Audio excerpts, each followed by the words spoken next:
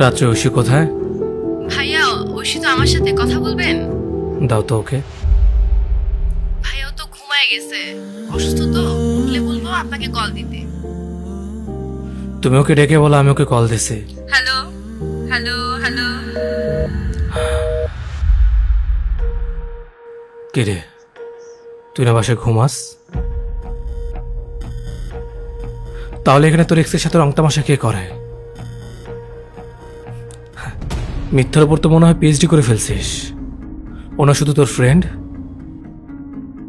তোর ফ্রেন্ডের বাসায় এসে ফ্রেন্ডের সাথে এসব করতে তোর লজ্জা করে না? আর তোর লজ্জা আছে নাকি? আর লজ্জা থাকলে তো এক্স বয়ফ্রেন্ডের সাথে কথা বলা দূরের কথা, তার ছায়াও মারাতি না।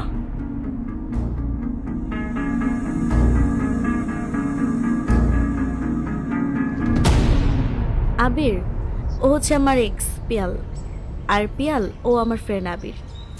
ও আচ্ছা, তাহলে তোমরা কথা বলো, আমার একটু কাজ আছে, আমি একটু যাই। হ্যাঁ, মানে বুঝলাম না, তুমি তোর এক্সের সামনে আমাকে ফ্রেন্ড কেন বললা? তো বলছি তো কি হয়েছে, তাছাড়া ওরে আমার ফ্যামিলির সবাই চিনে, আর তোমার কথা যদি বাসায় বলে দেয় তাহলে ঝামেলা হবে না? সবাই চিনে মানে? কই, আমাকে তো কখন তোমার ফ্যামিলির সাথে পরিচয় করে দাও নাই। তোমার কথা আমি এখন ফ্যামিলিতে কিভাবে বলবো? তুমি এখন কি করো? তুমি আগে একটা ভালো কিছু করো, তারপর না হয় তোমাকেও ফ্যামিলির সাথে পরিচয় করাই দিব। এখন আমি যদি আমার এক্সের সাথে তোমাকে পরিচয় করে দিই, তোমার কেমন লাগবে বলো? Come on Abir, take it easy. আমি জানি তোমার কোনো এক্স নাই, চলো তো, রাত্রি অনেকক্ষণ ধরে ওয়েট করতেছে। দোস্ত, কি অবস্থা? তুমি একটু অপেক্ষা করো, আমি একটু ওর সাথে কথা বলি।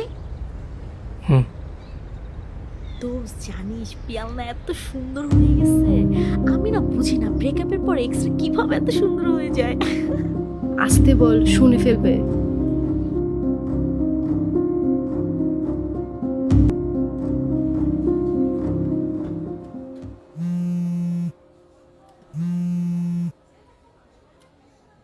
কোথায় তুমি? কতক্ষণ ধরে ওয়েট করতেছো তোমার জন্য। আরে আর বইলো না, আসার সময় না হঠাৎ করে পিয়ালের সাথে দেখা হয়ে গেছে। আর তুমি একটু অপেক্ষা করো, আমি আসতেছি।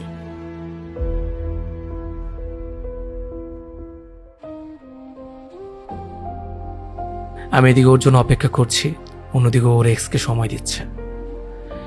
কিন্তু যখন ও আমার সামনে আসে, ওর মায়া ভরা চেহারা থেকে সব ভুলে যায়।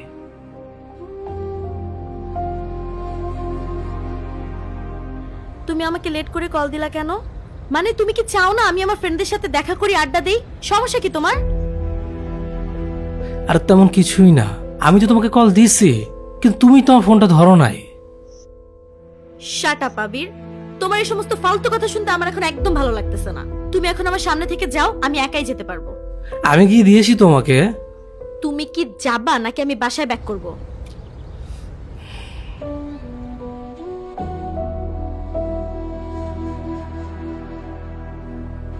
আরে মামা, এখানে আসো তো।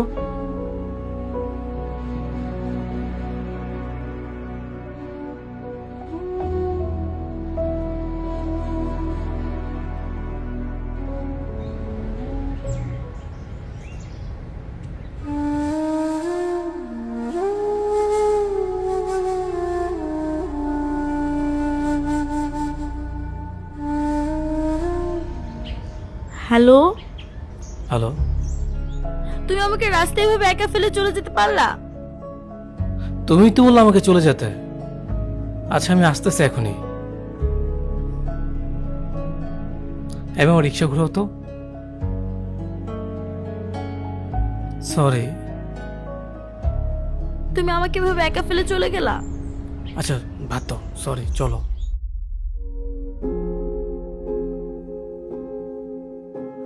যখন কেউ আমাদের সাথে ঝগড়া করার পর আবার ফিরে আসে, তখন আমরা ভাবি তারা হয়তো আমাদের ভালোবেসে ফিরে এসেছে, কিন্তু সেখানে আমরা ভুল করি।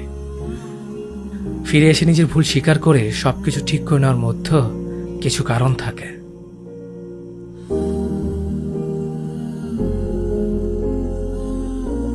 তুই তো মামা জোস, বলদটাকে যেভাবে ইউজ করতেছস ও তো কিছুই বুঝতেছে না।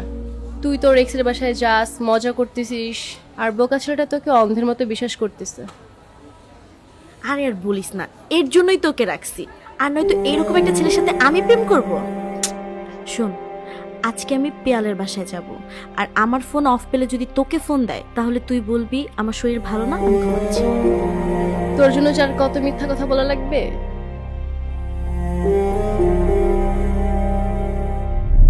বল এখন তোর মতো মেয়েকে কি করা উচিত? তোদের মতো কিছু মেয়ের জন্য ছেলেরা সব করে, কিন্তু দিন শেষ তোরা ধোকা ছাড়া কিছুই দিতে পারিস না।